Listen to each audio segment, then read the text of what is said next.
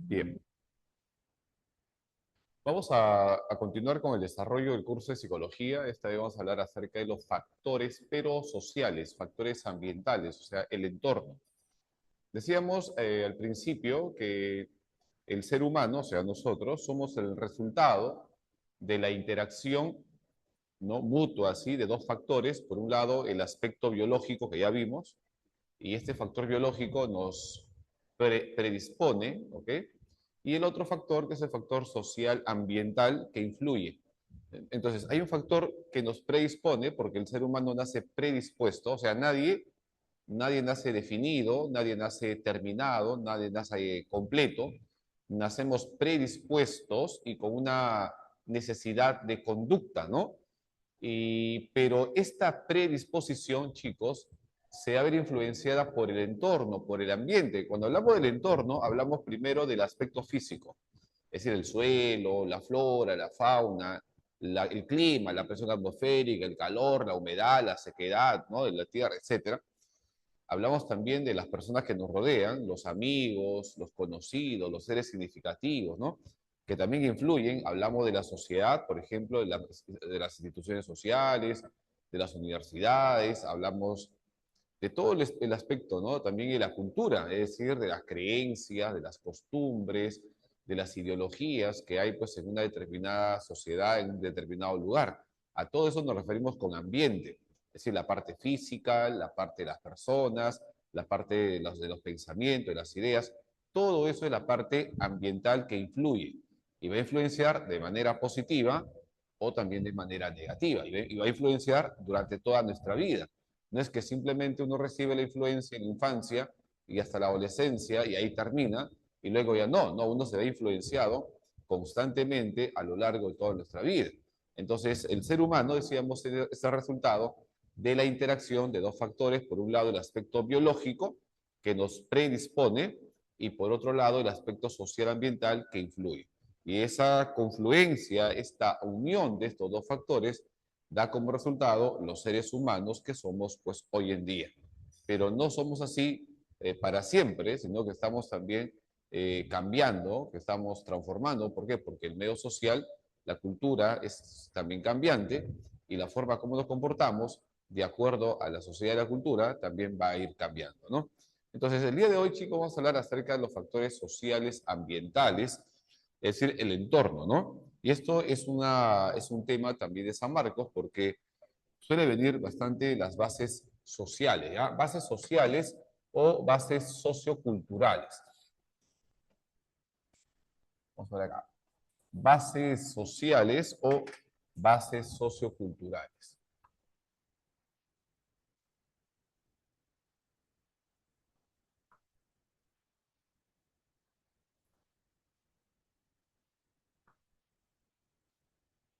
Bases sociales de la conducta o también del psiquismo, ¿ya?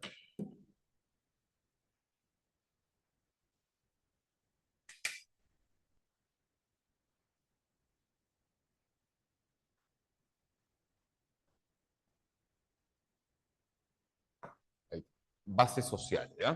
Entonces nosotros decimos estamos inmersos dentro de un medio, ¿ya?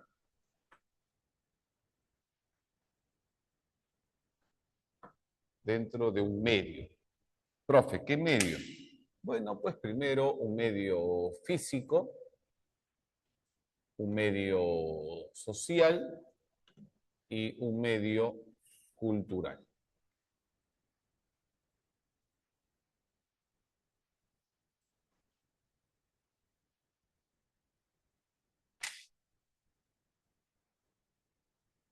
Medio físico, medio social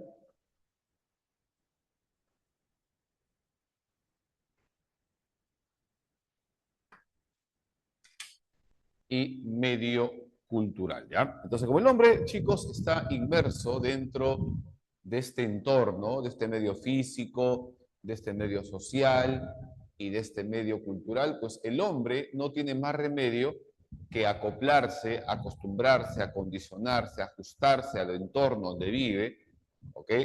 Interactuar con las personas y hacer suya esta cultura, a este proceso en el cual el hombre, desde que nace, se adapta al medio físico, interacciona con las personas y se apodera, hace suya de esta cultura, este proceso se conoce como socialización. Entonces, el hombre se va a integrar y adaptar a este medio físico, social y cultural. A este proceso lo llamamos adaptación. Adaptación. Profesor, ¿qué cosa es la adaptación? Vamos a definir acá qué cosa es la adaptación. O toca, no, perdón, la socialización. ¿Ya? ¿Qué es la socialización?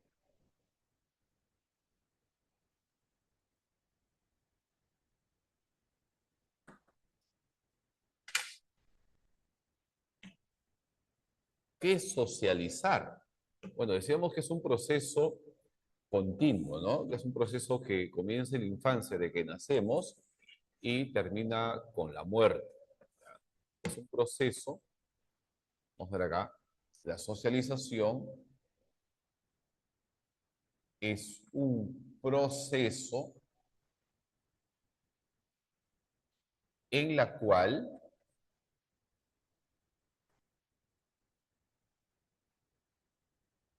el ser humano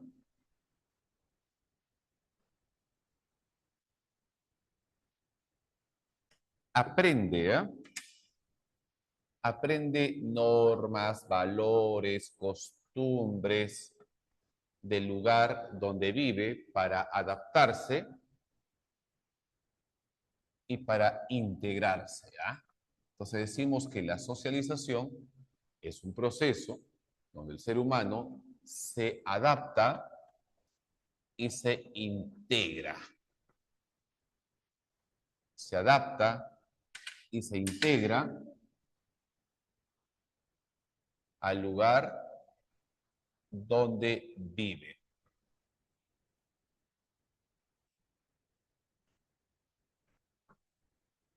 Y al adaptarse al lugar donde vive, participa, es decir, se integra, se acostumbra, se amolda, se acondiciona al entorno, al lugar donde vive y participa en la sociedad, participa en su entorno, tratando de modificarlo para poder satisfacer sus necesidades.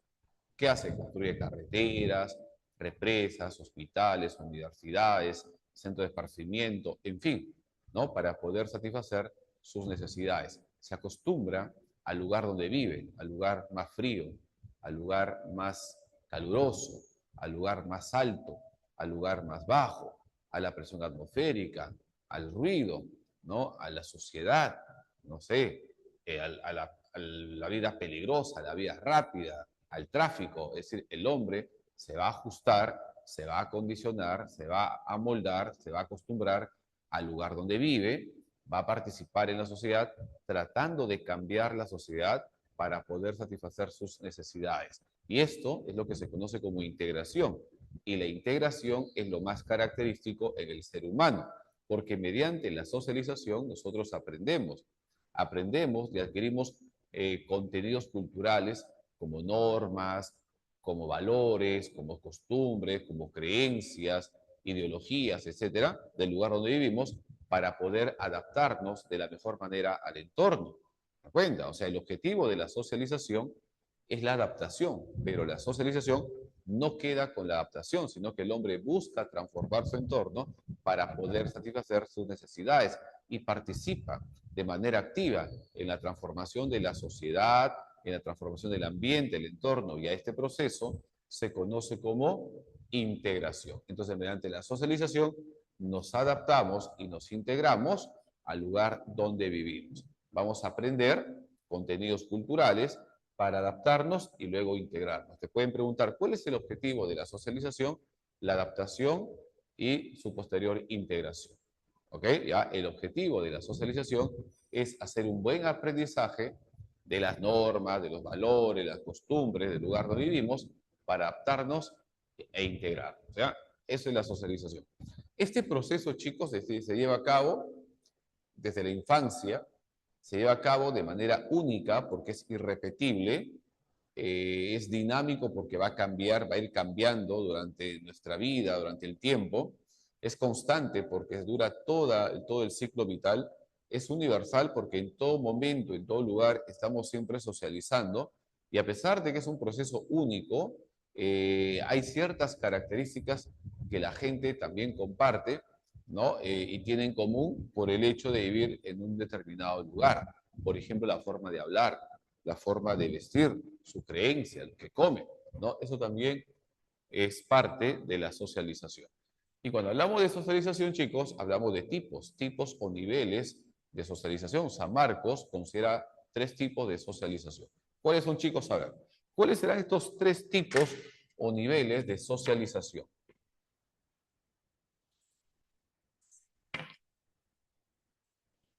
Vamos a ver acá tipos o niveles, ¿ya? Vamos a ver tipos de socialización. Ya sabemos lo que es la socialización. Vamos a ver los tipos.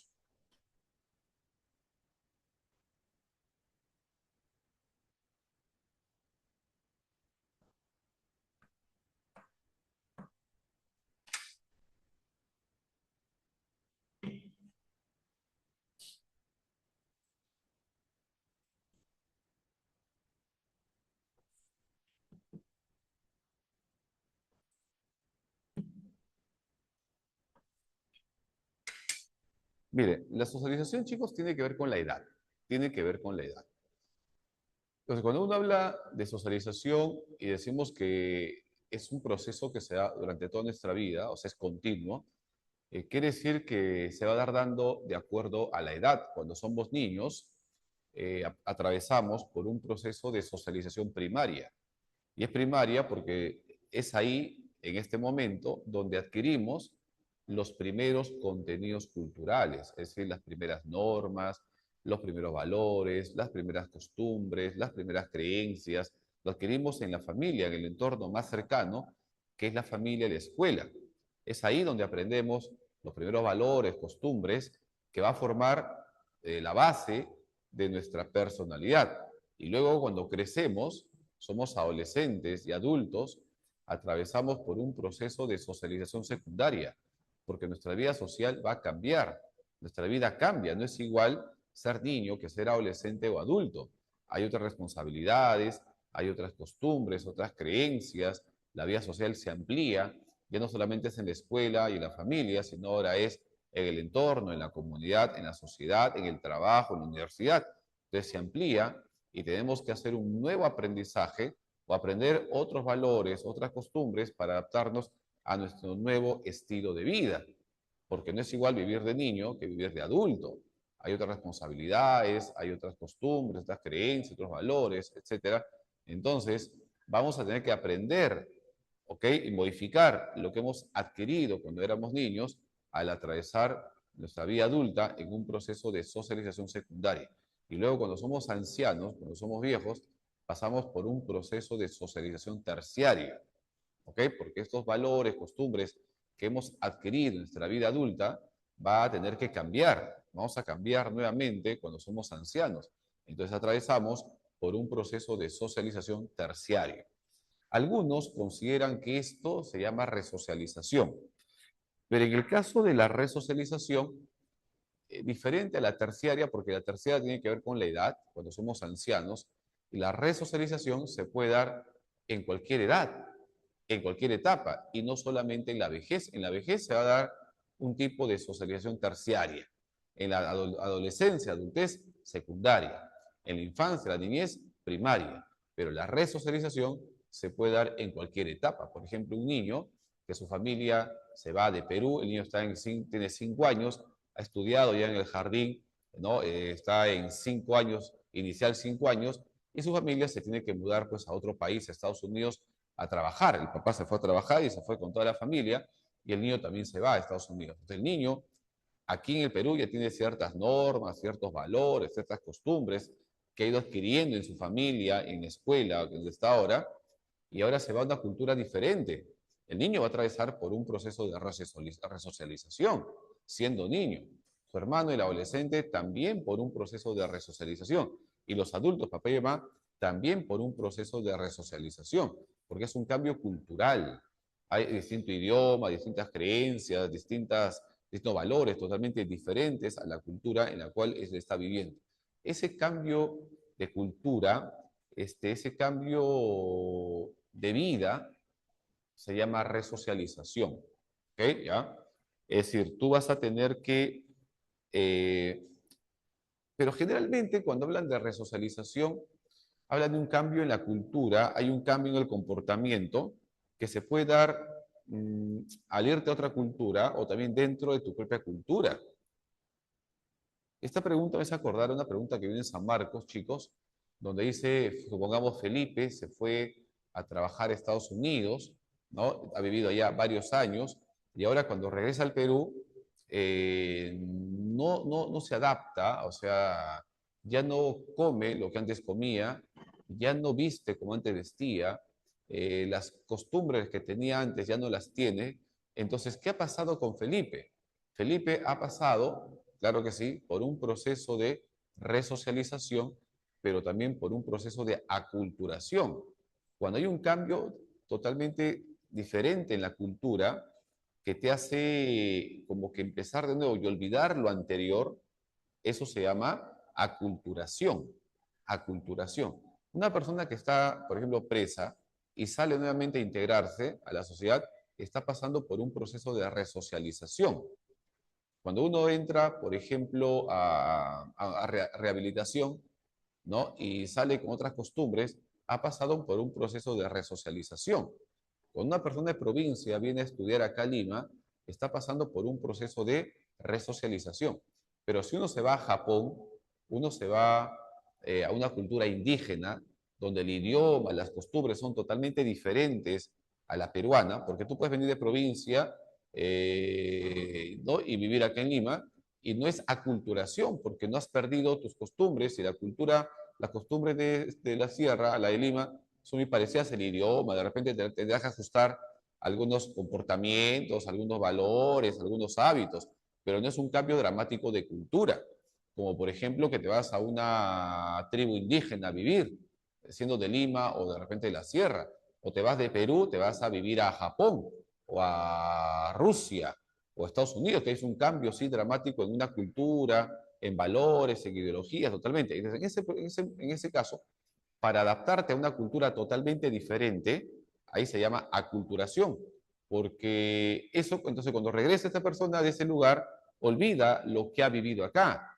olvida, ya no tiene esos valores, ya no tiene esas costumbres, ya no tiene esas creencias, porque se ha empapado totalmente de esas costumbres, creencias del lugar donde está viviendo, y se ha olvidado de las anteriores. Ahí hablamos de un proceso de aculturación, y eso justamente era la clave en la San Marcos, en una pregunta de admisión, cuando Felipe se va al extranjero y luego regresa, y ya no tiene las costumbres, los hábitos que tenía antes, ya no come como antes, ya no le gusta la comida que antes le gustaba, ya no se viste como antes, ¿no? Entonces, él ha atravesado por un proceso de aculturación. De hecho, que también ha pasado por un proceso de resocialización, pero lo que más caracteriza en este caso a Felipe es la aculturación, porque ha perdido, ha olvidado su cultura anterior por una cultura nueva. ¿Se dan cuenta? En ese caso hablamos de aculturación. No sé si me dejo entender, chicos, por favor. Si se entiende, pongan ahí en el chat 5, 4, 3, 2, 1, dependiendo del nivel que se haya entendido, si no, para explicarlo de nuevo. ¿Ya?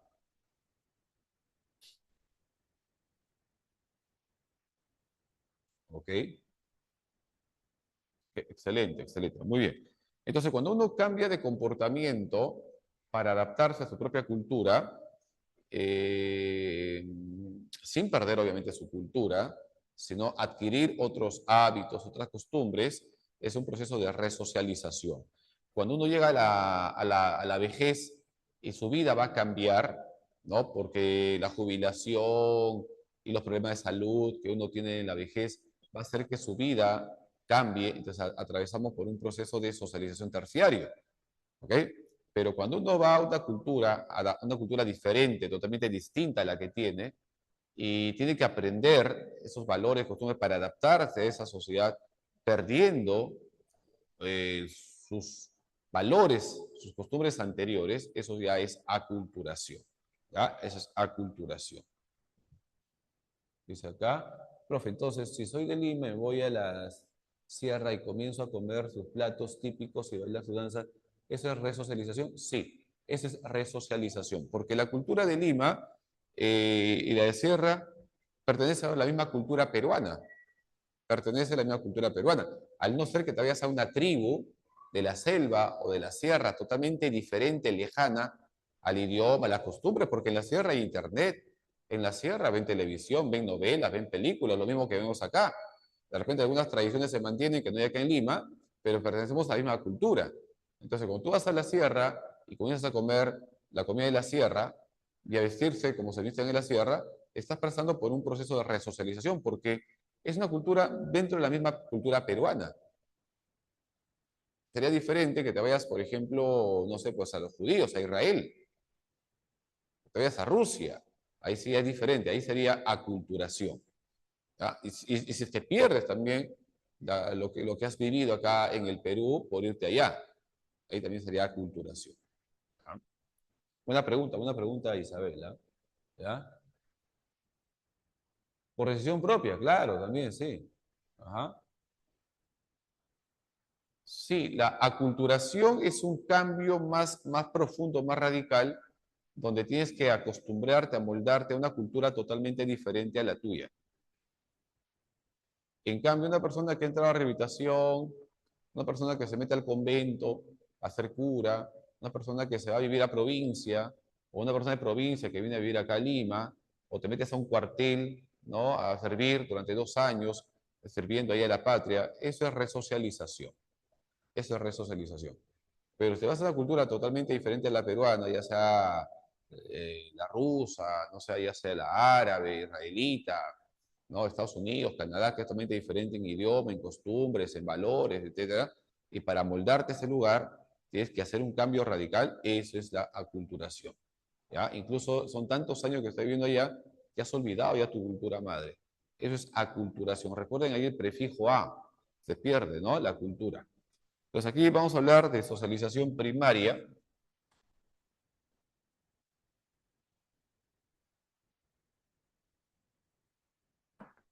Primaria, secundaria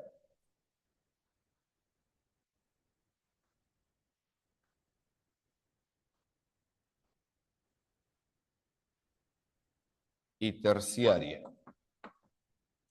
Primaria, los primeros se adquieren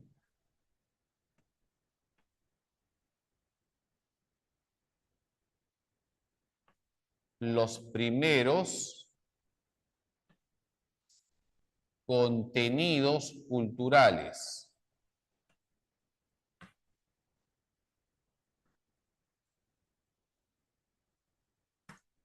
Cuando hablamos de contenidos culturales, hablamos de costumbres, de creencias. Ahí adquirimos los primeros hábitos, costumbres, creencias, valores, etcétera, adquiridos de los padres, ¿no? ¿Ok?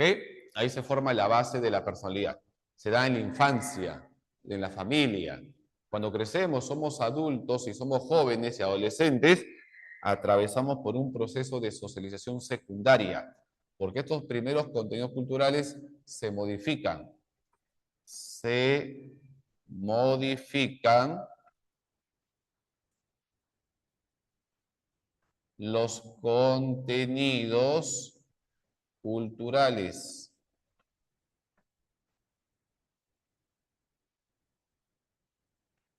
Por ejemplo, el ingreso a la universidad, el estudiar en la academia, el conseguir un trabajo, es parte ya de la socialización secundaria. Tener una pareja, un enamorado o enamorada, ir a fiestas, a reuniones, empezar a tomar, empezar a fumar, ¿no? Y eso ya es parte ya de la socialización secundaria. Ya te vistes diferente, te vistes con traje, te vistes de etiqueta, vas a restaurantes de repente de 5 tenedores, tienes reuniones de negocios, tienes reuniones sociales, entonces a clubes, invitaciones a tales lugares. Entonces tu vida de niño es diferente a la vida de adulto y de joven, en la cual tu vida social se enriquece y se amplía. Eso es la secundaria, ¿ya? Es la secundaria. Y la terciaria, se vuelven a modificar los contenidos culturales. ¿Está bien? ¿Ya? La terciaria podemos hablar que se da en la vejez al cambiar nuestra vida, al cambiar nuestro estilo de vida. También por ahí se puede asociar con la resocialización, que es un cambio también en la cultura, pero que pertenece a la misma cultura, pero no es un cambio tan radical, por ejemplo, en prisión, o en un cuartel, o en una rehabilitación, ¿no? O de repente jubilarte, ¿no? Y quedarte viudo. Eso sería un proceso de resocialización, porque vas a tener que aprender, ¿no? Adaptarte nuevamente. Pero si es viuda por la vejez, sería terciario, ¿no? Entonces, lo terciario y la resocialización están ahí muy parecidos. San Marcos lo toma como sinónimos. Yo he hecho la diferencia por la edad, porque cuando llegas a la tercera edad de viejo vas a tener que cambiar por tercera vez, por eso terciario. Y la resocialización no solamente ocurre en la vejez, puede ocurrir también en la adultez o en la niñez, porque ya veíamos que la resocialización es un cambio en la cultura, sobre todo dentro de la misma cultura. En cambio, con un cambio ya más radical en una cultura diferente para adaptarte a una cultura distinta a la tuya, ¿ok? Otro país, por ejemplo, y eso ya es, y pierdes incluso lo que has vivido para adaptarte a esa sociedad, eso es ya aculturación. Por ejemplo, si los venezolanos están perdiendo sus costumbres, están perdiendo sus valores, las creencias que tenían allí en Venezuela para adaptarse acá al Perú, están pasando por un proceso de aculturación. Pero si solamente acá están aprendiendo para sobrevivir, aprendiendo algunas cosas, algún idioma, algunas jergas, algunas palabras, comida, para adaptarse nada más, es resocialización. Pero si al tratar de adaptarse están perdiendo esas costumbres, esos valores que tenían allá, ¿no? Para vivir en este entorno, perdiendo lo anterior, ahí sería aculturación. No sé si me fue a entender. ¿Mm? Ahí está, ¿ya? ¿Listo? Entonces, terciaria no es lo mismo, pero voy a poner acá para más o menos entenderlo, ¿ya? Aquí ponemos la resocialización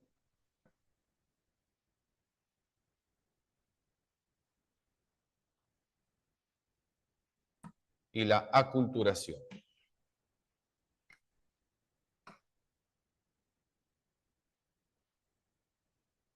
Y otros hablarían incluso de transculturación, ya que no voy a tomar porque no voy a cancelar porque de repente nos confundimos más. Porque San Marcos ha tomado hasta aculturación. O sea, como la resocialización, pero un cambio cultural, ¿no? Más dramático, más intenso. Esa es la aculturación, porque el prefijo a sin es perder tu cultura. Al perder tu cultura madre por la nueva cultura que estás adquiriendo, eso es aculturación. Dentro de tu misma cultura, aprendes otros hábitos, otras costumbres, dentro de tu misma sociedad, dentro de tu mismo país, ¿ok? ¿Ya? De la sierra, la selva, por ejemplo, es resocialización. Pero si en tu propio país, por ejemplo de Lima, te vas a vivir a una comunidad indígena que no tiene contacto con la sociedad, que no tiene contacto con el pueblo, con la capital, ni con otra sociedad de las selvas, es una comunidad primitiva o aislada. Entonces, ahí sí sería aculturación, porque es dramático, es algo diferente. ¿Me dejo entender? ¿Ya? Muy bien. Ahora, chicos, la socialización se da a partir de agentes. Los agentes son los medios, son los instrumentos, las personas a través del cual vamos a socializar. Y estos agentes de socialización son básicamente dos, los formales y los informales. Entonces, vamos a poner acá agentes de socialización.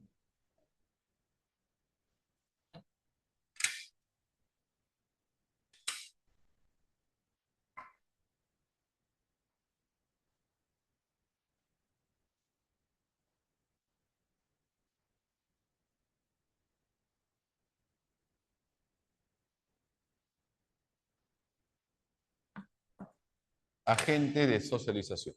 Chicos, ¿cuántos agentes de socialización hay?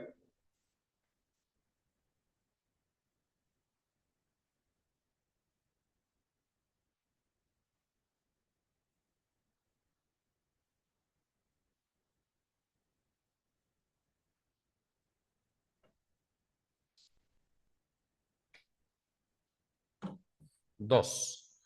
Los formales, y los informales. Formales son porque forman, ¿no?, al ser humano. Hay reglamentos, hay normas, hay leyes que lo rigen, por eso son formales. Y también hay informales que son más naturales, que son más espontáneos, ¿no? Los agentes formales, según San Marcos, son la familia, la escuela,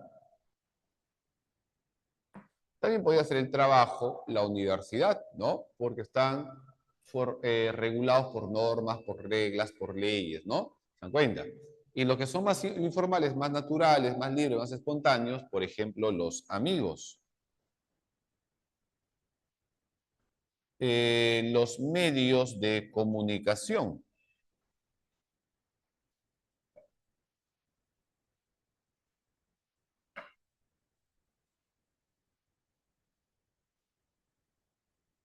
La comunidad.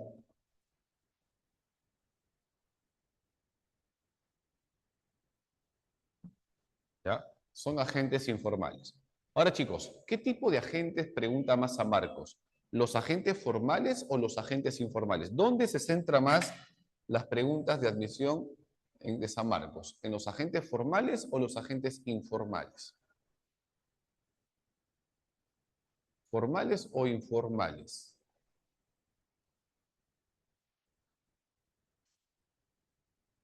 San Marcos se centra más, ¿no?, las preguntas en los agentes formales. Muy bien. Los agentes formales.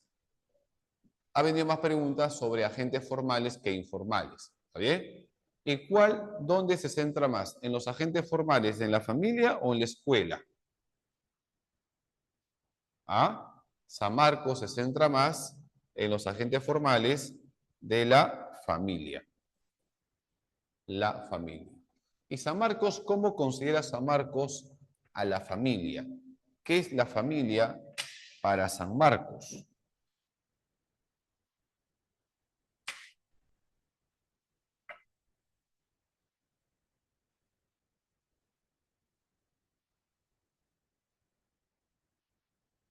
¿Qué es la familia para San Marcos?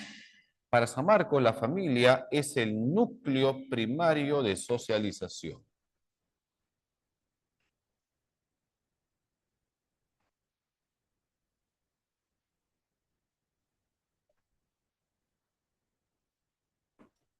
Es el núcleo primario de socialización.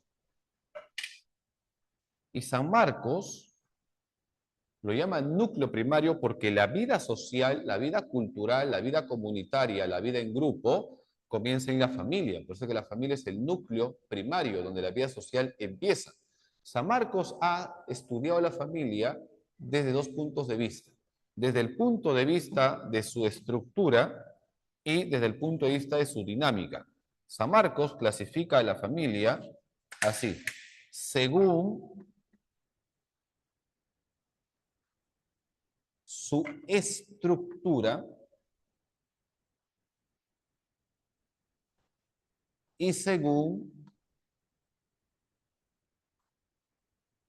su dinámica.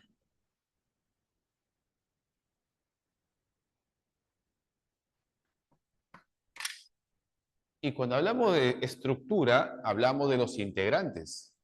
Y según los integrantes, existen cuatro tipos de familias: nuclear, extensa, monoparental y reconstruida.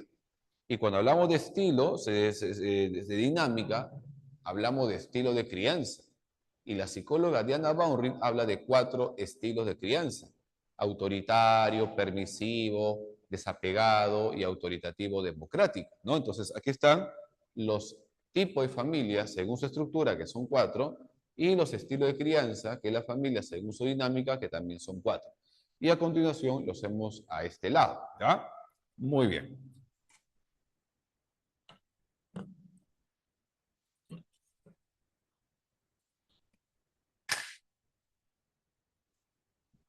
Vamos a borrar un poquito acá donde me pasé. Chicos, ¿hasta ahí tendrán alguna pregunta, algún comentario?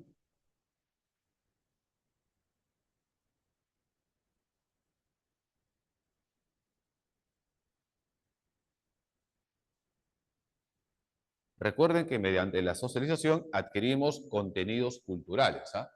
Y cuando hablamos de contenidos culturales, hablamos de costumbres, de valores, de creencias, ¿no? Que adquirimos dentro de esta sociedad, dentro de este grupo.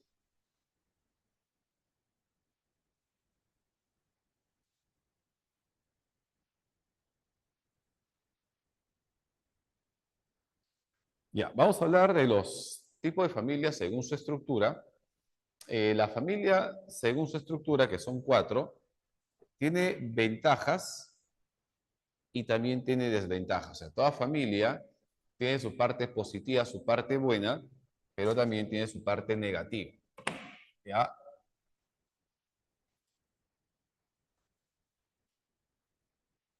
Chicos, ¿por qué se le conoce como familia nuclear? ¿Quiénes constituyen el núcleo de la familia?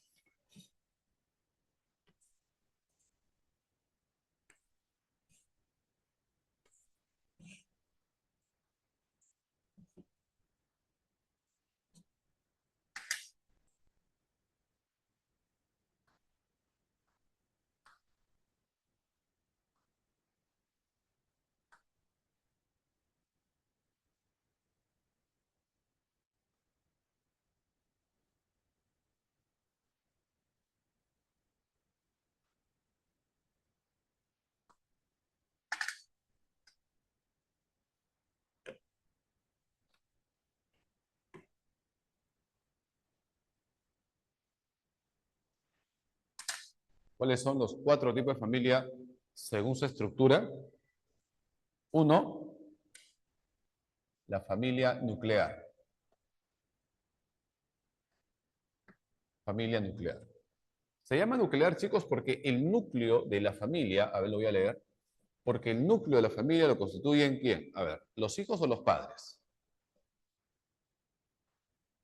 No, yo he preguntado quiénes son el núcleo de la familia. ¿Qué? ¿El núcleo de la familia son papá, mamá, hijos? Yo he preguntado quiénes son el núcleo de la familia, no por qué está conformada una familia nuclear. Yo he preguntado quiénes son el núcleo de la familia, ¿los padres o los hijos? Ok, ok, excelente. Sí, el núcleo de la familia lo constituyen los padres, papá y mamá son el núcleo de la familia. Y si todos los integrantes de la familia proceden de ese núcleo, son una familia nuclear, pues. Por eso familia nuclear. O también llamada biparental. Biparental, ¿no? Dos padres. Biparental.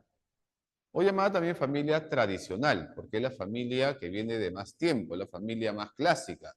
Familia tradicional, biparental o familia nuclear o tradicional, ¿ya? Así, formado por papá, mamá, hijos. Los hijos pueden ser biológicos o también los hijos pueden ser adoptados. ¿Está bien? Pero si ahora en la familia conviven varios núcleos, o sea, varios familiares, ¿no? En el mismo hogar hay papá, mamá y otros familiares, es una familia extensa.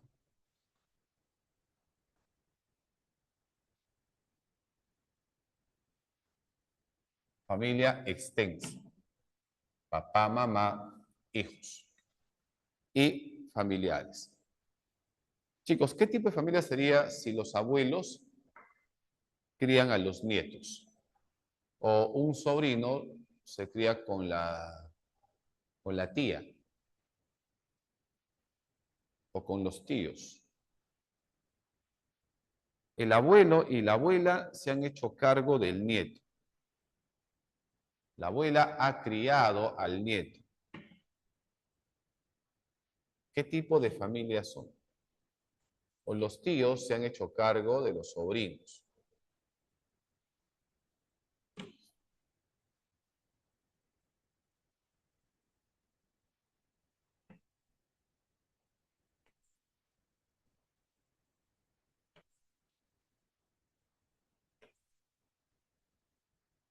Espero que está mejor.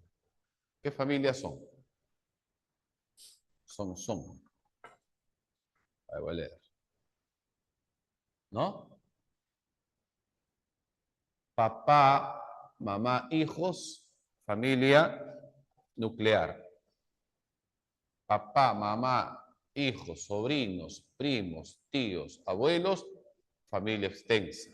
Los abuelos crían al nieto, familia extensa, porque son de otro núcleo. Cuando hay varios núcleos conviviendo dentro del mismo hogar, es una familia extensa, ¿no? El sobrino se cría con los tíos, familia extensa. La tía, su esposo y sus hijos, familia extensa. O la tía soltera con el sobrino, familia extensa, porque son de otros núcleos diferentes, familia extensa, ¿ya? Ahora, la familia monoparental, un progenitor biológico y los hijos.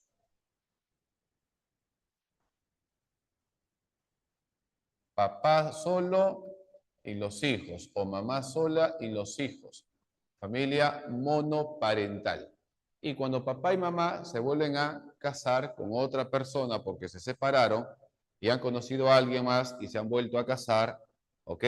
Con los hijos del anterior compromiso, ¿no? Y sus nuevos hijos de esta misma relación, familia reconstruida o restituida o ensamblada, ¿no? Reconstruida. ¿Cuál es lo positivo de una familia nuclear? Lo bueno, la parte positiva, ¿ok?, de una familia nuclear es que ambos padres, ambos progenitores, comparten la responsabilidad del cuidado, crianza y educación de los hijos. La responsabilidad es compartida, el apoyo viene de ambos. Esa es la parte buena, la parte positiva de una familia nuclear. Y la parte negativa, hay algunas cositas. Por ejemplo, como hoy en día ambos padres trabajan, están fuera de la casa todo el día, esta familia nuclear corre el riesgo de ser una familia desapegada, ¿ya? Y también a veces papá y mamá como que no llegan a un acuerdo sobre las decisiones que hay que tomar en la familia y empiezan las discusiones, empiezan ahí de repente no los problemas porque no se pone de acuerdo sobre las decisiones que deben tomar dentro de la familia, ¿no? Esa sería la parte negativa de la familia nuclear. La familia extensa, la parte positiva es que los familiares van a ayudar en la educación, cuidado y crianza de los hijos cuando los padres están ausentes.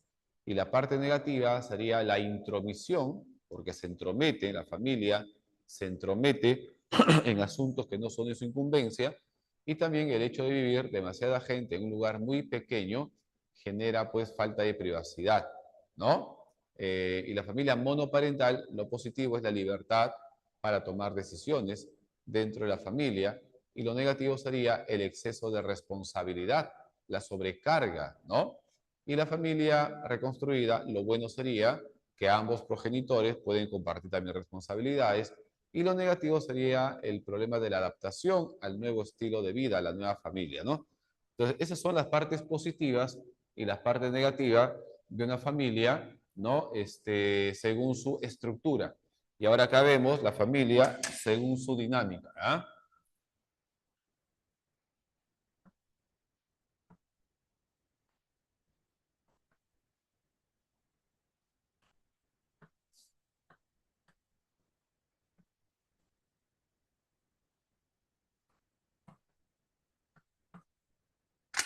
La familia según su dinámica. Entonces, la familia se puede dividir según su estructura y según su dinámica, ¿no? Y cuando hablamos de dinámica, chicos, hablamos de los estilos de crianza, ¿no? Acá ponemos estilos de crianza.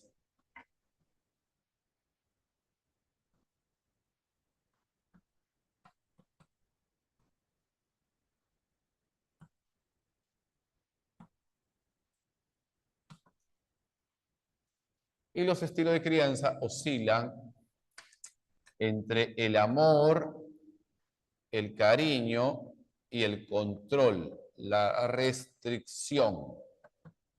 Van a haber padres muy controladores, poco controladores, padres muy afectuosos y padres poco afectuosos, ¿verdad? Esto lo voy a explicar acá con un cuadrito para que sea más rápido y más fácil comprenderlo,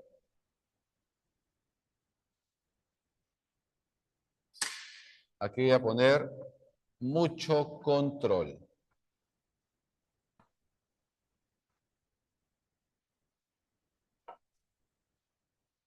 La tiza.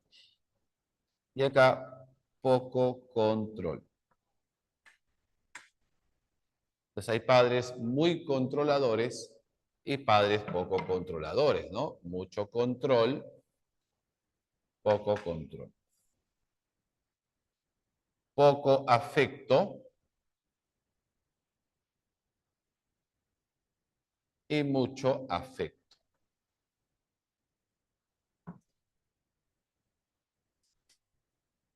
Un ratito, ¿ya?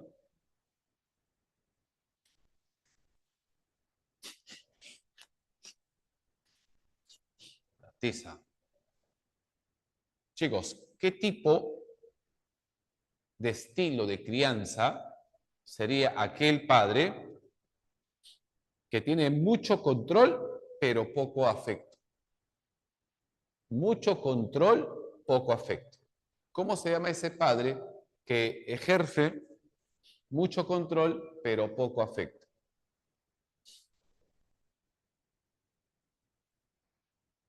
Mucho control, mucha restricción, mucha conducta de tarea, pero es poco cariñoso. Muy bien. Es el padre autoritario. ¿Y qué tipo de hijos genera un padre autoritario?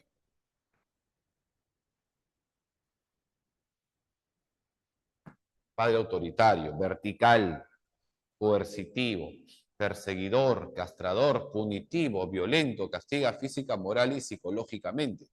¿Ok? ¿Ya? El autoritativo es el democrático, pues.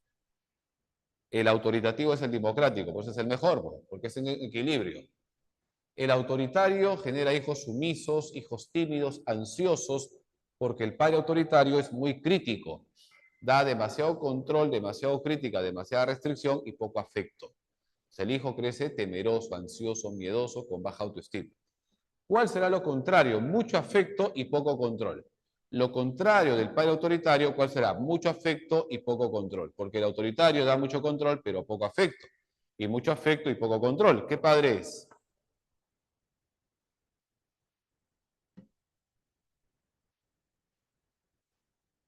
Permisivo.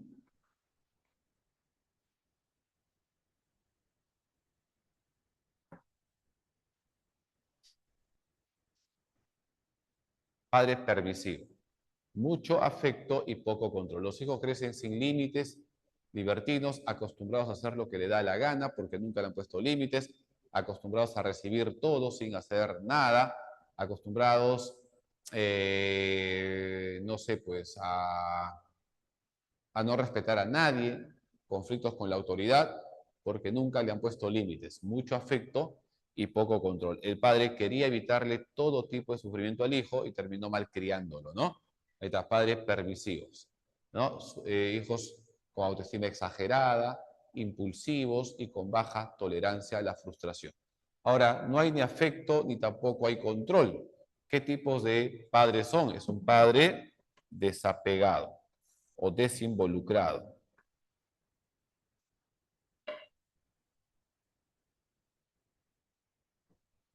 Ah, ya sé por qué estoy con el ventilador que va de frente ahí, levanta toda la tiza con razón.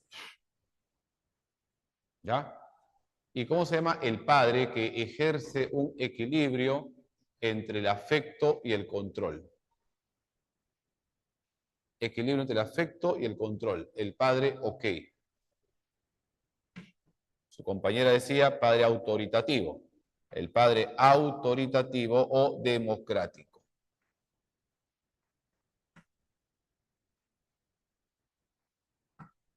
¿Y por qué es el mejor, chicos? Porque es un padre que fomenta el equilibrio entre el control y el afecto. Te da cariño, te da amor, también te deja que tú asumas tu responsabilidad, ¿no? Te controla, pero en la medida que sea positivo, o sea, porque demasiado control, demasiada restricción puede generar pues sufrimiento, maltrato. Es un equilibrio entre el afecto y el control. Que no llegue a un nivel permisivo y que no llegue a un nivel autoritario, pues el padre, ok. ¿Está bien?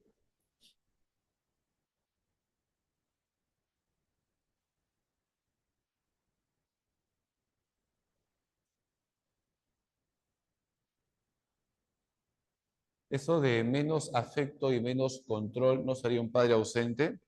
Y el ausente no es el desapegado, chicos. Desapegado no es igual que ausente.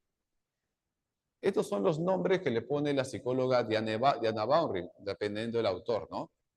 Ausente, chicos, es un padre que no está, o sea, desapegado, desinvolucrado, llamado también negligente, ¿ya? Llamado también negligente. Un ausente es un negligente, desapegado, desinvolucrado. Muy bien. Ahora, dentro de este tema, chicos, también está el tema del apego. El tema del apego, nuestro amigo John Bowlby, ¿ya? John Bowlby. Vamos a hablar aquí a continuación. El apego, porque San Marcos también considera que el apego es parte de las relaciones interpersonales, ¿no? ¿Qué cosa es el apego? ¿Qué es el apego?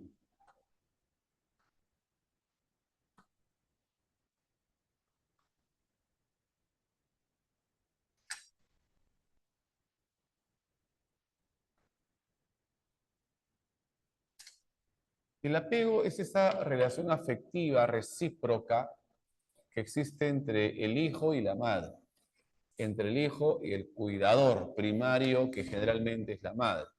Y esta relación afectuosa, afectiva, entre el hijo y la madre, va a afectar sus relaciones posteriores, su relación futura, sobre todo al hijo, ¿no? Más que la madre. Entonces, el apego del psicólogo John Bowlby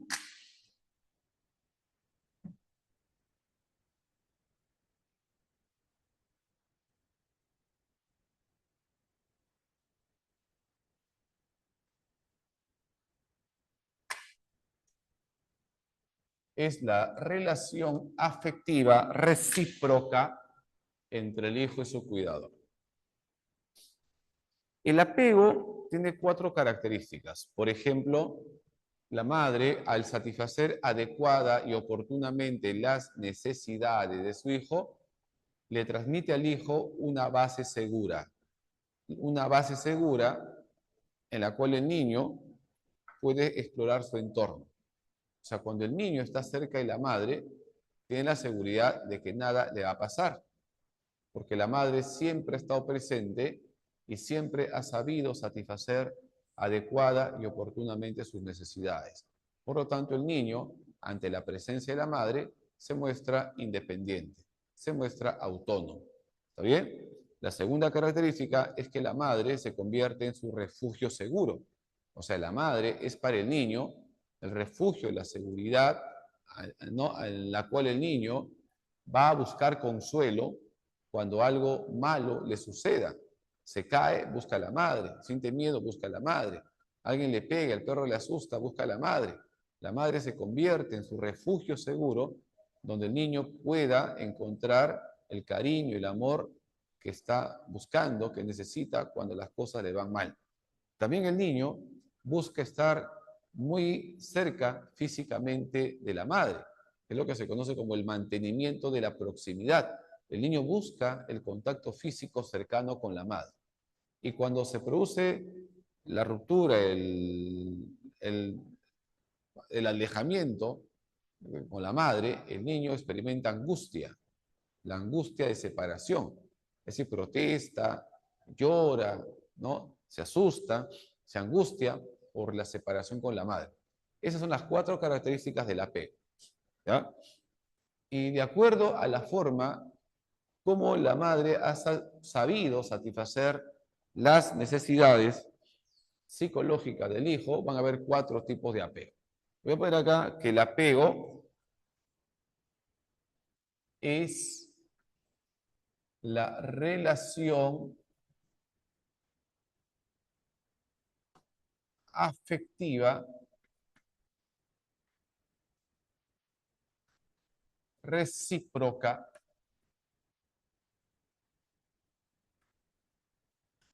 entre el hijo y la madre. ¿Ya? Este apego puede ser de 4 tipos. O si quiere de 2, seguro e inseguro. Y los inseguros los puedes tú dividir en 3.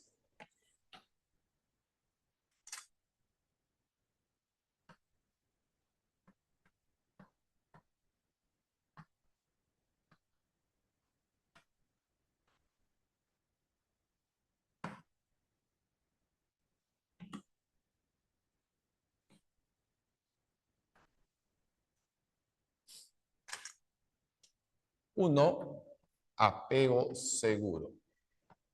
El niño se torna independiente, seguro, para hacer amigos o para jugar o para explorar su entorno cuando la madre está ahí, ¿no? El niño juega independientemente.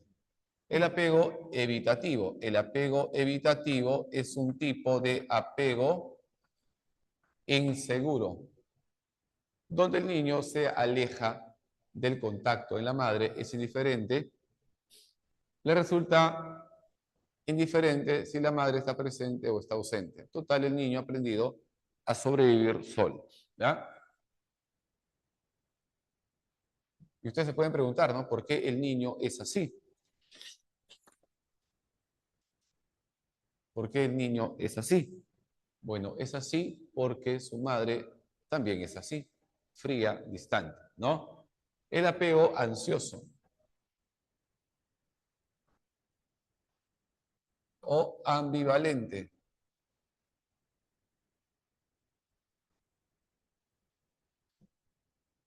Da y escapa, o sea, busca el cariño de la madre y cuando lo encuentra la rechaza.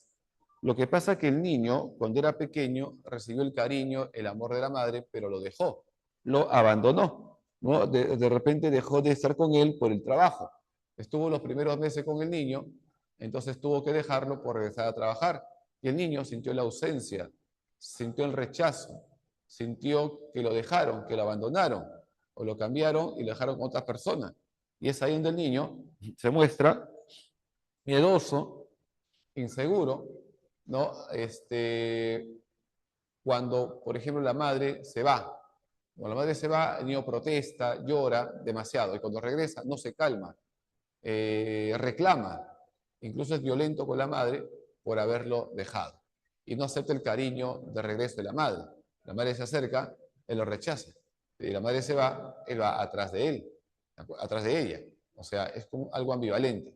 ¿No? Me molesto, pero te busco. Y si te busco y te alejas, voy atrás de ti. Pero si tú me buscas, yo te rechazo. ¿Te das cuenta? ¿No? Ese es el apego ansioso o ambivalente. Tiene miedo a ser abandonados o dejados de ser queridos.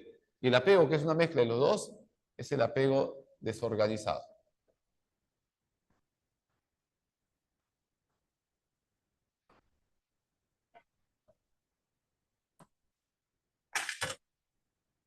Un ratito, chicos, ¿eh? Un ratito, de un permisito, voy a ir a la nariz. Hay un aire que va de frente de la pizarra. Un ratito, ¿eh?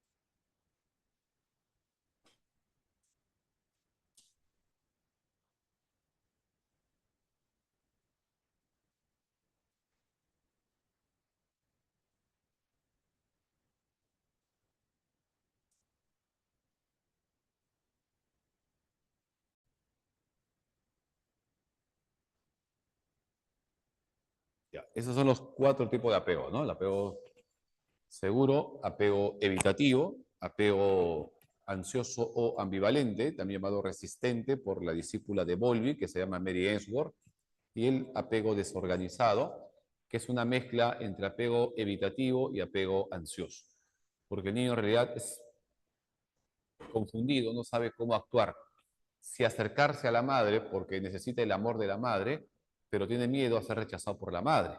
¿Me cuenta? ¿Qué hago? ¿Me acerco o no me acerco? Si me acerco, de repente me corresponde el cariño y me siento bien porque necesito su cariño. Pero de repente me acerco y está molesta y me maltrata y me grita y no quiero sentirme así. Entonces, ¿qué hago? ¿La busco o no la busco? Se fue a trabajar. ¿Me pongo triste porque se fue o me alegro porque se fue? Regresó de trabajar. ¿Me alegro porque regresó o me pongo triste porque regresó? Entonces el niño no sabe cómo actuar. ¿Y por qué? Porque la madre es arbitraria, e inconsistente en su trato y es una madre totalmente arbitraria y maltratadora con el hijo. Y eso produce un apego de tipo desorganizado que genera muchas enfermedades mentales como depresión, ansiedad, etcétera. ¿Ya? Muy bien. Ahora, dentro de bases sociales, chicos, también tenemos al tema de las actitudes, a las manifestaciones sociales. El ser humano se va a manifestar dentro de la sociedad de distintas maneras. Esta relación social se da por medio del lenguaje, por medio del rumor, por medio de las costumbres, por medio de las creencias, por medio de la imitación, por medio de la sugestión, ¿no? De la multitud, la muchedumbre, en fin. Pero San Marcos, sobre todo, cuando hablamos de manifestaciones sociales, se centra en el tema de las actitudes. ¿Qué cosa es una actitud con C, con C? ¿Qué es una actitud? Una actitud es la forma como el ser humano reacciona frente a una determinada cosa, objeto o realidad. Y frente a esta situación puede reaccionar de tres maneras. Está a favor o está en contra o le da igual. Es decir, neutral. Positivo, negativo o neutral. Por ejemplo, chicos, ¿qué opinan ustedes acerca de la legalización de la marihuana en el Perú con fines recreativos? Profesor, estoy a favor. Profe, estoy en contra. Me da igual. ¿Qué opinan ustedes acerca de la guerra de Estados Unidos con, ¿no? con Irán? Profe, estoy de acuerdo. Profe, en desacuerdo. Profe, me da igual. ¿Qué opinan ustedes acerca de la invasión china en el Perú? ¿No? Los productos que están llegando al Perú y están como que atacando la economía peruana. Profe, estoy a favor, profe, estoy en contra, me da igual. Ya, esa es una actitud. La forma como reaccionas frente a algo es una actitud. Y la actitud es una manifestación social. Y la actitud, según San Marcos, tiene tres componentes. Un componente cognitivo, un componente afectivo y un componente conductual. El componente afectivo son tus prejuicios. O sea, lo afectivo es el prejuicio. El prejuicio es un sentimiento generalmente negativo hacia algo o hacia alguien que no conoces. O sea, es un juicio adelantado, preconcebido, ¿no? Con fuerte carga emocional, generalmente negativa, que nos puede llevar a la discriminación. Por ejemplo, no te conozco, pero yo tengo una idea negativa de ti, sin conocerte, ¿ah? Y esta idea negativa de ti me puede llevarte a rechazarte, a discriminarte, porque es una idea negativa, preconcebida, sin experiencia previa, conectada a un sentimiento, a una carga emocional negativa. En cambio, el estereotipo es una creencia generalizada, es una idea que lo he sobregeneralizado. Y al sobregeneralizarlo, lo asumo como verdadero, pero no es verdadero porque no ha sido sustentado científicamente, pero lo asumo como verdadero. Entonces, toda creencia generalizada es un estereotipo, por ejemplo, de que todos los brasileños son buenos futbolistas, o que todos los selváticos son ardientes, o que todos los alemanes son nazis, o que todos los judíos son avaros, ¿no? Y estoy sobregeneralizando. Esa creencia generalizada es un estereotipo, y el estereotipo es un componente cognitivo de las actitudes.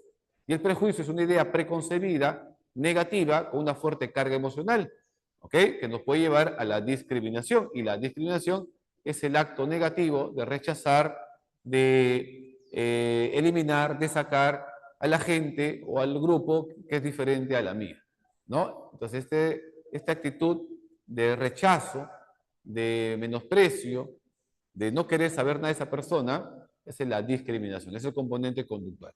Entonces, aquí vamos a poner las manifestaciones sociales, ¿ya?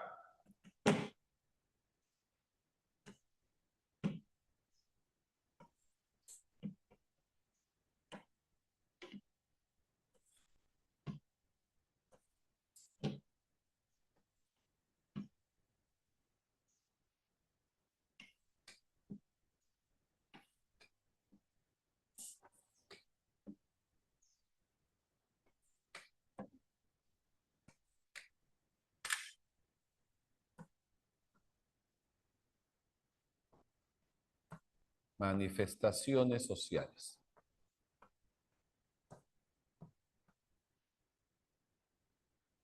Y una de las tantas manifestaciones sociales son las actitudes.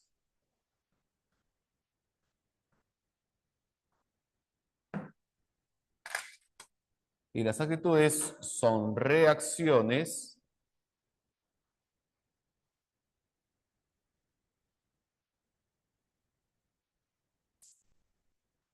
a favor o en contra de algo. Esta reacción a favor o en contra de algo tiene tres componentes. Para poder reaccionar a favor o en contra de algo, tiene que haber pues un componente cognitivo. Y este componente cognitivo lo conforman tus creencias, tus ideas, tus pensamientos. ¿Ok? Tengo una creencia generalizada. Estas creencias, estas ideas, estos pensamientos que yo tengo hacia algo, por ejemplo, pensar que la marihuana es sana, o pensar que el alcohol es nutritivo, o pensar que hablar mal de la gente te hace bien, ese pensamiento, esa creencia generalizada es un estereotipo. Entonces, el componente cognitivo de las actitudes son los estereotipos, ¿ya?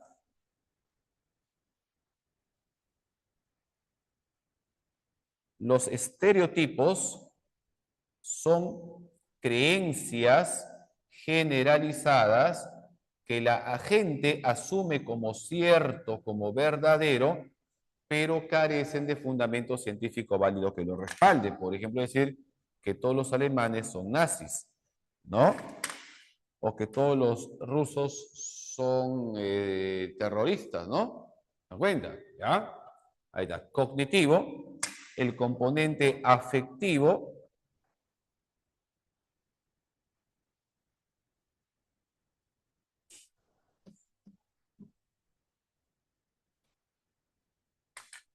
El componente afectivo son los prejuicios. Prejuicio, no confunda prejuicio con perjuicio. Y el componente conductual es la discriminación.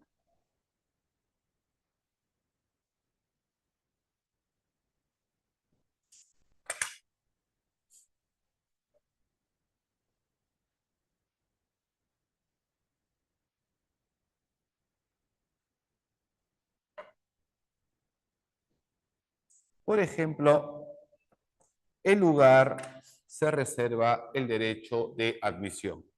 Solamente ingresan a trabajar a esta empresa gente que ha estudiado en San Marcos, ¿no? O de la uni. Nada, estoy discriminando a otras universidades. O solamente trabaja gente del tercio o quinto superior. Estoy discriminando a las personas. O solamente contratamos a varones, no a mujeres. ¿Me cuenta? Solo contratamos a una determinada clase social o determinado partido político. Estamos discriminando. Estas son las actitudes, ¿ya? Una reacción a favor o en contra de algo es una actitud que tiene tres componentes, una parte cognitiva, que son tus creencias, pensamientos, que son los estereotipos, una parte afectiva, que es tus prejuicios, tu prejuicio, y una parte conductual, que es la discriminación. ¿Ya? Muy bien, chicos. Por favor, dudas, preguntas.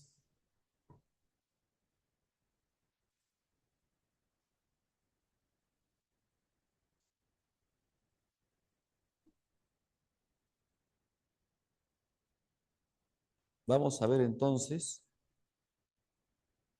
las preguntitas, ¿ya? Que tenemos acá.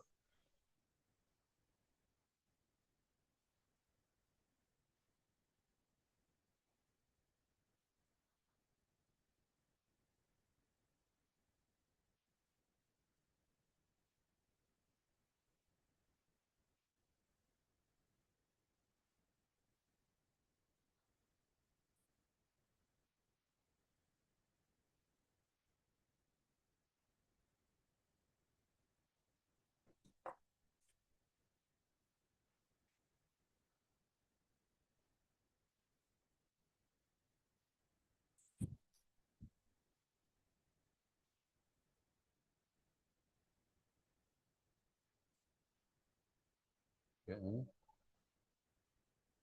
sí. Allá, buena pregunta, Isabel dice, si los padres tuvieran un hijo, pero fallece, ¿ellos siguen siendo familia o solo pareja? Son familia, sí, son familia. Son familia. Es más, si yo vivo solo, soy familia también. Familia unipersonal, ¿no?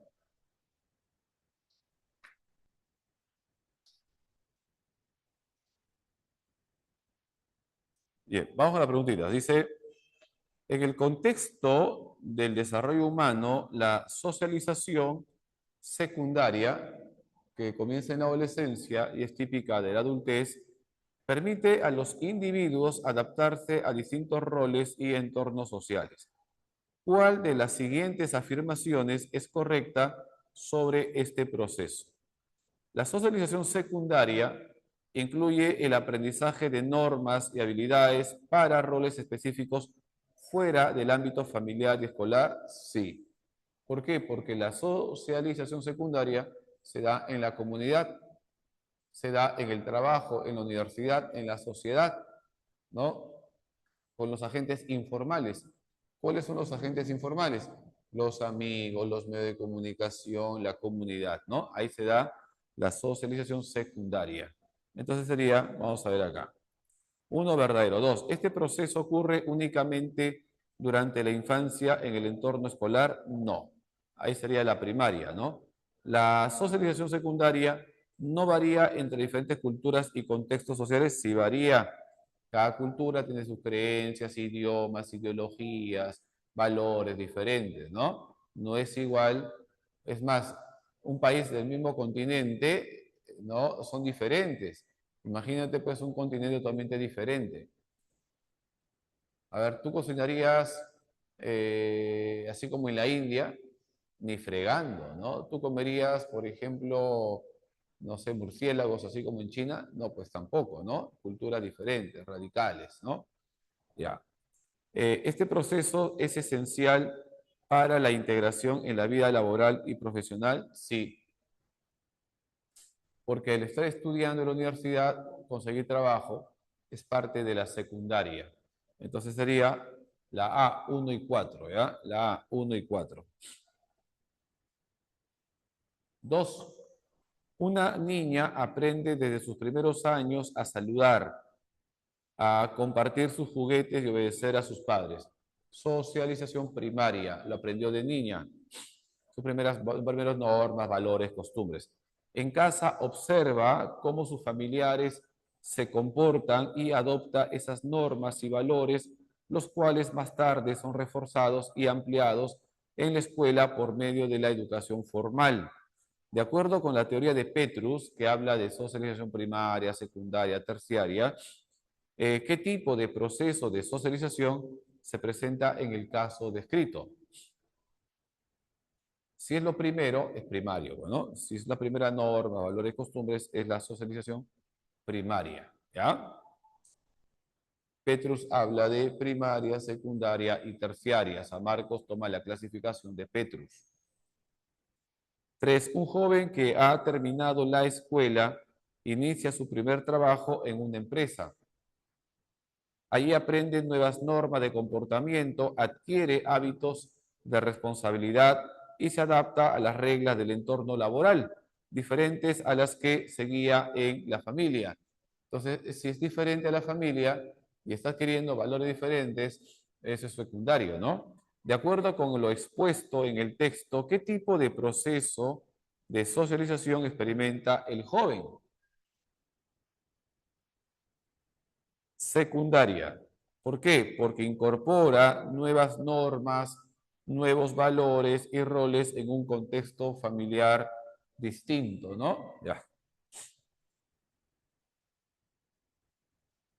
4. Alonso se mudó a un país con costumbres, idioma y normas muy distintas a la de su cultura de origen. Durante los primeros meses experimentó dificultades para integrarse, pero poco a poco fue aprendiendo nuevas formas de interacción social, ajustándose a las reglas locales y adoptando valores distintos a los que tenía. que el proceso que vive Alonso corresponde a un caso ¿de qué? ¿Qué marcarían ustedes? Es que no hay aculturación. Si dice que ha perdido sus valores, ha perdido sus costumbres por la nueva cultura en la cual se encuentra, sería aculturación. Pero si está tratando de adaptarse a una cultura diferente, resocialización. O volver a su cultura, a su misma cultura, ¿no? Aprendiendo otros valores más pro, ¿no? Más adecuados, sería resocialización también, ¿no? Vamos a agregar acá resocialización, ¿no? ¿Ya? Porque no ha olvidado su cultura madre. El contexto de las bases sociales de la conducta, donde la estructura familiar determina roles y dinámicas sociales según perspectivas sociológicas, relacione correctamente los tipos de estructuras familiares y sus características principales. Familia nuclear extensa y monoparental. A ver, incluye a miembros de varias generaciones y parientes colaterales bajo el mismo techo. Extensa. A extensa.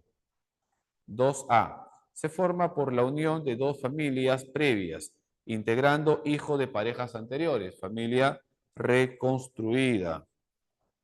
¿Ah? A ver.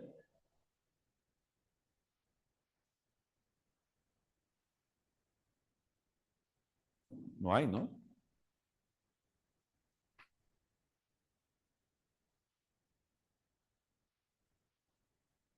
¿Qué? Ha puesto A, B, C, D, E. C. Consiste en un solo progenitor responsable del cuidado y... Unos, a ver, monoparental, C. Uno, C. 3C. 3C.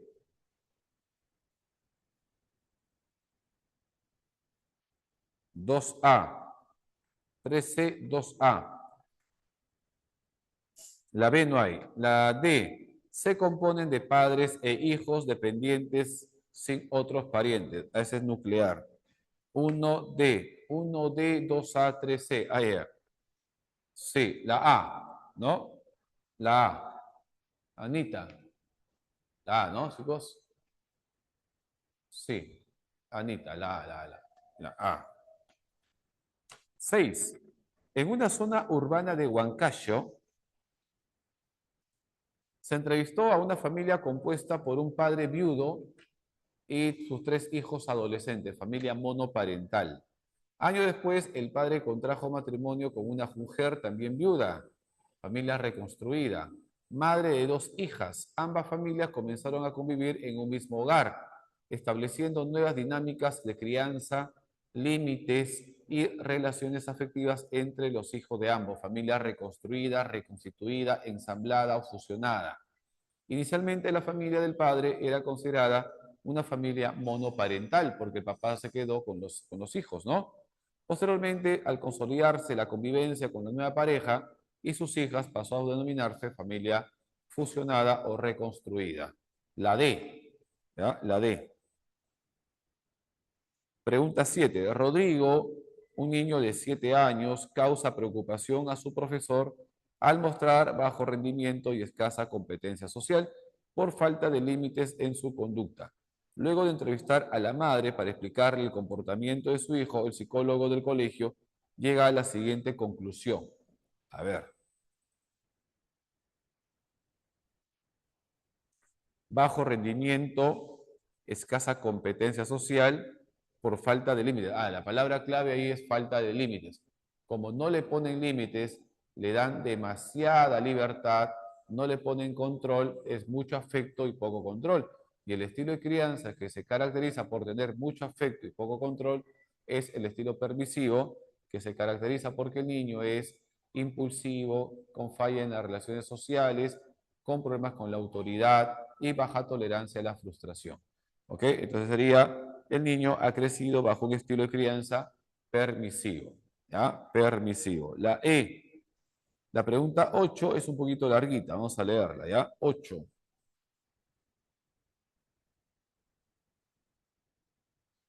Armando vive con sus padres, quienes le exigen obediencia absoluta, padre autoritario.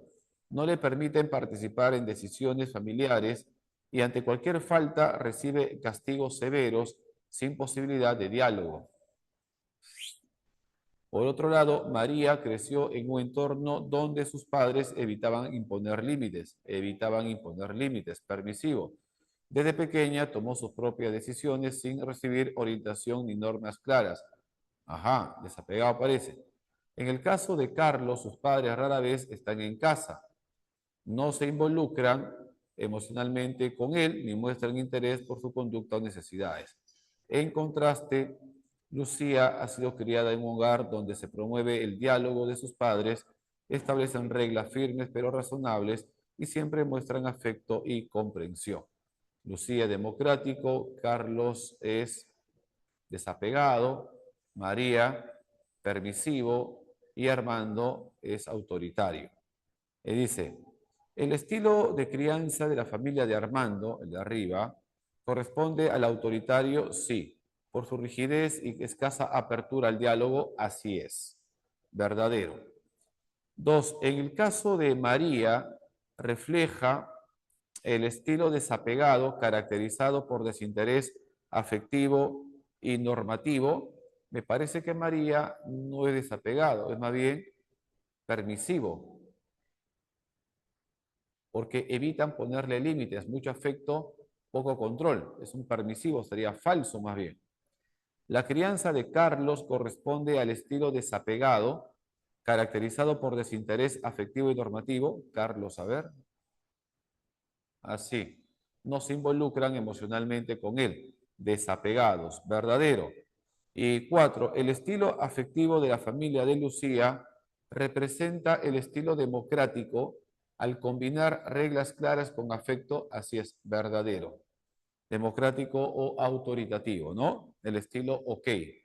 Entonces sería 1 verdadero, 2 falso, 3 verdadero y 4 también verdadero. Clave, besito. 8 beso. 9.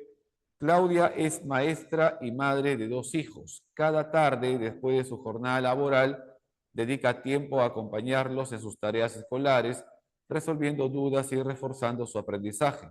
Cuando alguno de ellos se frustra por no rendir como esperaba, Claudia los escucha con paciencia, los consuela y los motiva con palabras de aliento. ¿Qué función familiar cumple Claudia? ¿No? ¿Qué función familiar que cumple Claudia se enfatiza más según lo relatado en el texto? La función afectiva, no más que educadora, es la función afectiva porque conversa, porque apoya.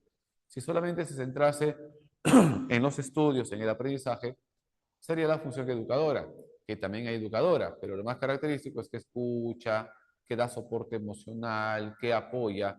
Esa es la función afectiva, que es la función más importante de la familia. 9, casa, ¿ya? 9, casa. 10, Sofía ha crecido en un entorno familiar donde se siente escuchada, comprendida y emocionalmente respaldada. Sus padres, además de brindarle afecto, también la han orientado en hábitos de estudio, normas de comportamiento y valores fundamentales para su desarrollo personal. Gracias a ello, ha logrado integrarse con éxito en su entorno escolar y social. Con base en el caso de Sofía, indique cuáles de las siguientes afirmaciones sobre las funciones de la familia son correctas. La familia de Sofía cumple una función afectiva brindándole contención emocional y apoyo constante. Sí, en la primera parte dice eso, ¿no? Siente escuchada, comprendida y emocionalmente respaldada. Entonces, sí, 1, verdadero. 2, la función educativa se refleja en la orientación de hábitos, de estudio, transmisión de normas y valores esenciales para su crecimiento personal. Verdadero. La función económica de la familia es la principal responsable de su integración escolar y emocional. La integración sería social, no sería económica. Falso. Y la orientación en hábitos y normas forma parte de la socialización secundaria de la familia, no sería primaria. Clave verdadera, la D, 1 y 2. 11. En una evaluación psicológica en un centro educativo, se observa que algunos adolescentes con antecedentes de vínculos afectivos inestables presentan dificultades para mantener relaciones interpersonales sanas. El equipo de psicología busca determinar qué tipo de apego podría estar influyendo en dichos comportamientos. Con base en este caso, ¿cuáles de las siguientes afirmaciones son correctas respecto a los efectos posibles del apego inseguro? Los adolescentes con apego evitativo suelen minimizar la importancia de los vínculos afectivos y evitan depender emocionalmente de los demás. Sí, se tornan autosuficientes. 2. El apego ansioso o ambivalente se caracteriza por una búsqueda constante de aprobación y temor intenso al abandono verdadero. Así es, verdadero. Son los típicos celosos, controladores, que hacen problema de todo porque tienen temor a ser engañados o dejados de ser queridos. 3. El apego desorganizado puede manifestarse en conductas contradictorias, sí, como buscar y rechazar al cuidador simultáneamente, verdadero. Y 4. El apego inseguro evitativo tiende a generar conductas antisociales. No, el desapegado es de conductas antisociales, no es el evitativo. El evitativo es el frío. 11. Beso. 12.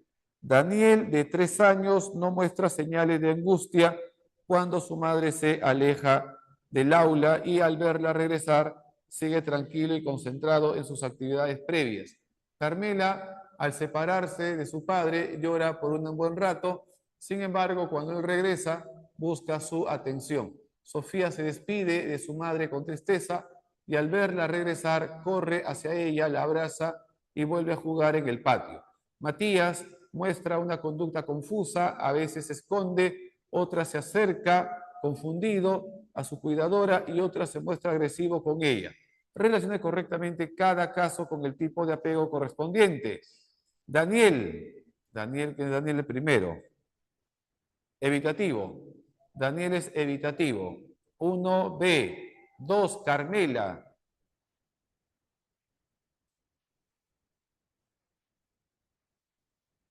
Carmela era 2. 2 sería ansioso. Claro, busca la atención. 3. Sofía.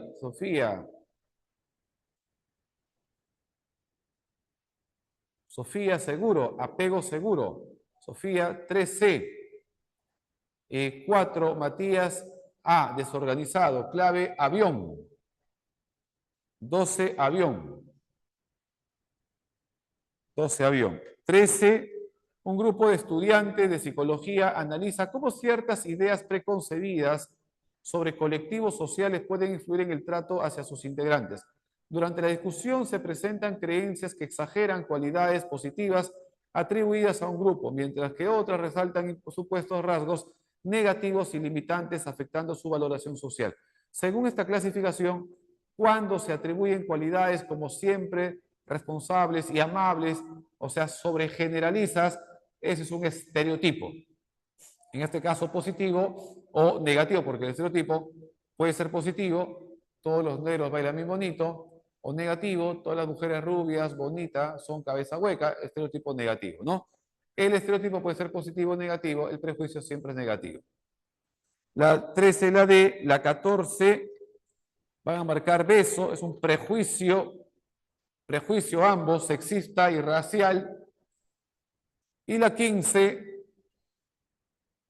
en un concurso para ingresar a una empresa privada, Marcos, una persona sorda, obtiene la mayor calificación técnica. Sin embargo, el comité directivo decide no contratarlo, argumentando que su condición dificultaría la comunicación con los demás trabajadores, a pesar de que él propuso alternativas de adaptación. ¿Cuál es la manifestación de la socialización que se evidencia en el caso de Marcos? A Marcos se le discrimina por su condición, ¿ya? Sería entonces una discriminación porque le están rechazando por su condición física. Discriminación. 15, avión. Discriminación. Listo, chicos, ha sido un gusto estar con ustedes. Por favor, si hay alguna duda, una pregunta, todavía tenemos que dar un minutito. Listo, ¿se entendió todo?